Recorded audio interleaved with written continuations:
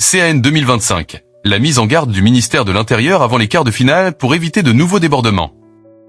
Dans un courrier adressé au préfet, que le Parisien a pu consulter, le ministre de l'Intérieur alerte sur les débordements possibles lors des quarts de finale de la CAN. Il demande une vigilance afin d'éviter tout débordement.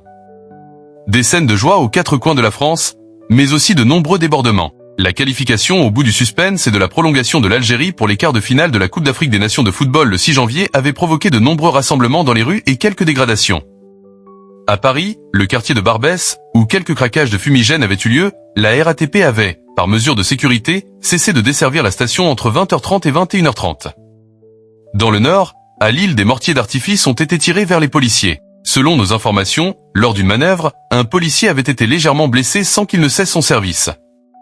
Pour éviter que de tels débordements se reproduisent pour les quarts de finale de CAN, qui se tiennent ce vendredi 9 janvier et le samedi 10 janvier, Laurent Nunez, ministre de l'Intérieur, a adressé dès le 8 janvier un courrier à l'ensemble des préfets du pays pour les alerter sur de nouveaux risques de débordement. Dans cette missive révélée par BFM et que le Parisien a pu consulter, le ministre rappelle, des rassemblements spontanés sont régulièrement observés sur la voie publique, témoignant de l'engouement collectif entourant cette coupe, mais aussi, et surtout, qu'ils ont pu générer des débordements, notamment à l'occasion de la victoire de l'Algérie.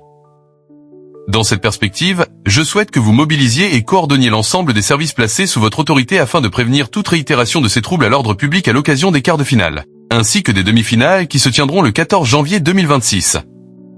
De manière générale, je vous demande de mobiliser l'ensemble des pouvoirs de police administrative à votre disposition pour faire face aux troubles à l'ordre public à l'occasion de ces matchs, en particulier en permettant de lutter contre l'usage détourné des moyens pyrotechniques et mortiers d'artifice, arrêtés préfectoraux interdisant leur vente et leur circulation, poursuit Laurent Nunez. Vous veillerez également à une application ferme des instructions en vigueur en matière d'éloignement et de dégradation et au retrait de titres de séjour à l'encontre des étrangers ayant troublé l'ordre public. Le ministre de l'Intérieur autorise également les agents à réprimer toute occupation illicite du domaine public routier, par exemple par l'organisation de rodéos motorisés ou d'entraves à la circulation, en lien étroit avec l'autorité judiciaire de vos ressorts respectifs.